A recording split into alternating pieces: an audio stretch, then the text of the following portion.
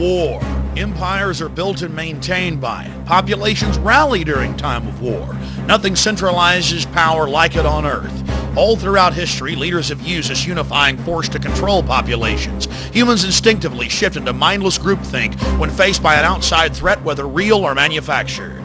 But now, in the 21st century, the system of control continues, but with more sophistication. You see, if there isn't an enemy to fight, you have to manufacture one. In AD 64, on the 10th of August, Nero, emperor of Rome, set the city ablaze while he fiddled. You see, he had a problem. The Christians were getting too popular. Of course, after he torched Rome, people were more than happy to rip them limb from limb in the arena. The persecution of the Christians is only one of many ancient examples of governments persecuting populations after creating crises. On February 15, 1898, treason was committed by William McKinley's Navy when they blew up their own ship in Havana Harbor to create a pretext for war with the Spanish government. Adolf Hitler had already been elected president, but he wanted to abolish the chancellery and make himself Führer. And to do that, he had to create enough of a crisis to create massive levels of fear in the population so that they would willingly lay down their republic and give it into the hands of this monster. On the night of February 27, 1933, Adolf Hitler's stormtroopers, historical documents now conclusively show from Nazi archives, burned the Reichstag government building to the ground. A wave of arrests then took place across the Reich as the Führer told the people, "Yes, I will protect you. You will have a utopia world. Everything will be given to you by the state as long as you offer total fealty and support of your Führer." The people bought the utopia and were totally enslaved.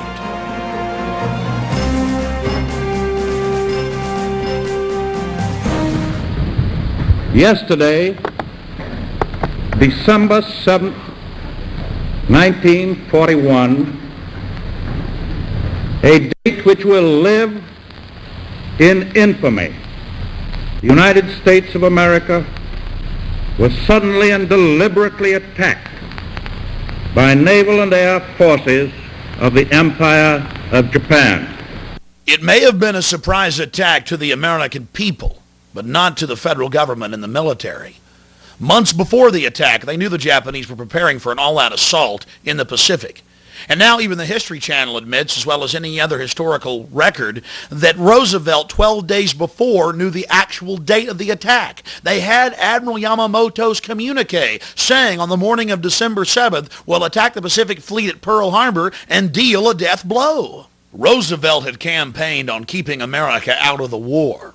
But his backers had been funding the Japanese war machine for years, as well as funding and encouraging Hitler's blitzkrieg. They needed a global crisis to bring in a global government and the birth of the United Nations. That's why 6 months before the attack on Pearl Harbor, Roosevelt had the Naval Command remove the code-breaking machines from Pearl Harbor, as well as dismantle the radar. They had to have the crisis to create this global system of tyranny. Think of the dastardly deed they had committed, leaving our troops, our sailors, our boys to die. You see, the global elite had attempted to create a League of Nations at the end of World War I. World War II had to be bigger and on a larger scale, so the people would say, give us a global government to protect us from these horrible wars.